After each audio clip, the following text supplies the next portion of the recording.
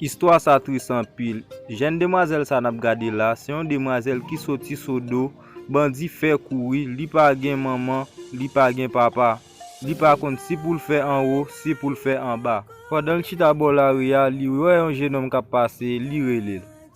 Jeune homme nan pa vle vini. Les li resi vini, li dit ça pour faire petit fils, ça pour faire pays pas bon après le comme ça, m'pa on qui mounouye, qui jan de mounouye, même pièce ou bagay pour identifier même ou après le ça pour faire.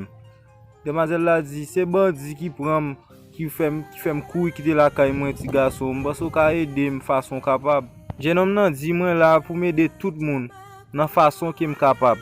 Mais dans moment là pays a piégé moi même. Moi pas ka nous pièce service parce que pays a pas bon.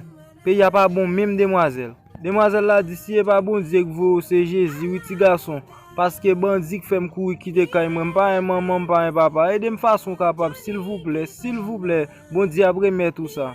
Jeune homme nan humilié demoiselle là il dit dis-moi qui sont besoin aide qui ça comment vous m'aider là nan qui ça ou me semble moun qui ka nan aider moun bon peut-être pas m'pa ka manger dans un vieux pays m'pa ka boire moi même boire nan aider moun oh ça dit comme ça demoiselle monsieur dit demoiselle là bon moi même kay grand moun moyen kay maman moyen sous côté maman moyen demoiselle comment m'pa le faire aider là comment m'pa le faire aider maman m'pa pas accepter un bagage comme ça.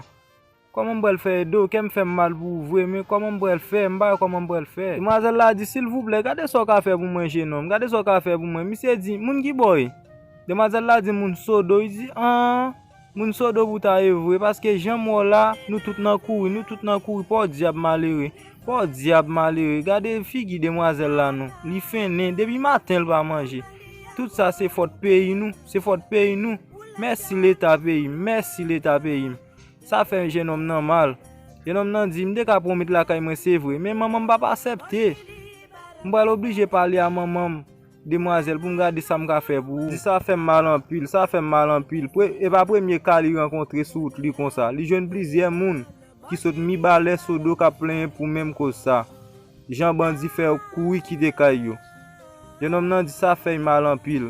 Il à l'école, il pas besoin de l'école parce que li ouais bandi plus à l'aise que moun qui fait l'école. Bon, quand monsieur fait le mal en pile, monsieur pas besoin qu'on ait si maman a fâché ou pas, il prend demoiselle là, il lever, il aller avec la caille li.